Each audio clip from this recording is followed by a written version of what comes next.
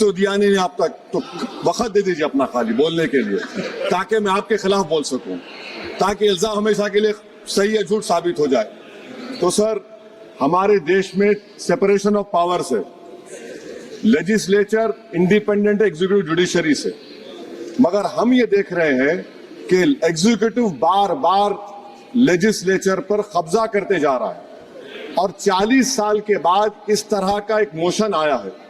तो एग्जीक्यूटिव को चाहिए कि वो मुहासबा करें कि आखिर क्या वजह है।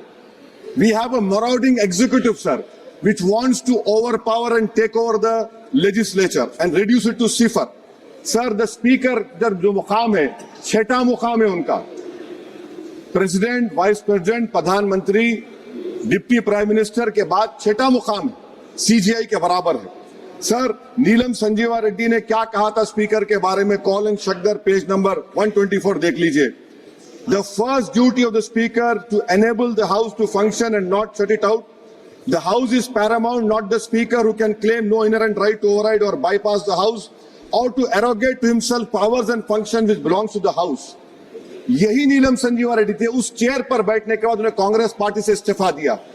यही नीलम संजीवा रेड्डी थे जिनके दौर में बैठे स्पीकर अपोजिशन ने कभी वॉकआउट नहीं किया।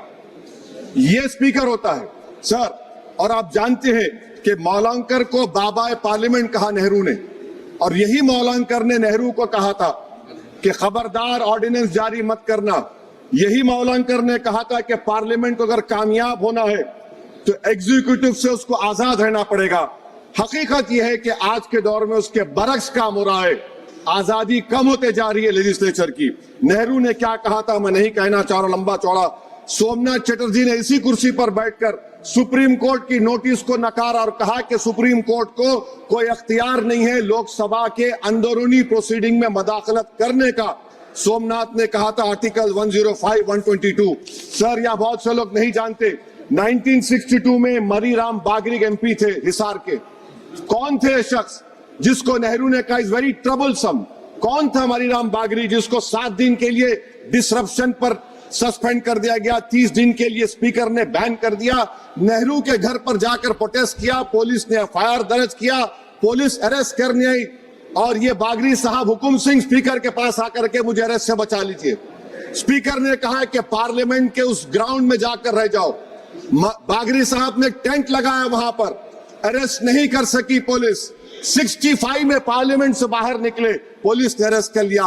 और इन आंखों ने वो नजारा भी देखा कि ये सुप्रीम पार्लियामेंट में 2016 में एक आर्मी के टैंक को लाकर उसकी तोप को पार्लियामेंट के बिल्डिंग के सामने खड़ा कर दिया गया। ये लेजिस्लेचर की तौहीन नहीं तो क्या है मुझे बताइए सर। स्पीकर के कान नहीं होते, स्पीकर की आंखें नहीं होती हैं। स्पीकर आंख से देखता है तो लेजिस्लेशन की आंख से देखता है। स्पीकर अगर अपनी कान से सुनता है तो लेजिस्लेचर के कान से सुनता है। Sir, I must say sir, we are members of the free parliament. We are not bonded laborers of any political party over here, sir. Let me also tell you, sir, a muted parliament is as much danger to parliament democracy as executive authoritarianism, which is present reality. Sir, Speaker is answerable to us. The government is answerable to all of us. That is the law which has been put forward, sir. Sir, may I take this opportunity to say, I will give an example of how executive is interfering. The media knows that this government is going to bring in this session a bill on women reservation.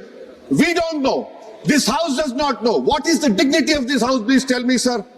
So this clearly shows that executive works in a secret and deceitful manner to decrease the glory of this august house. Sir, may I tell you that Article 98 of the... Sir, please, sir. Allow me, sir. 5 minutes दिए 1 minute.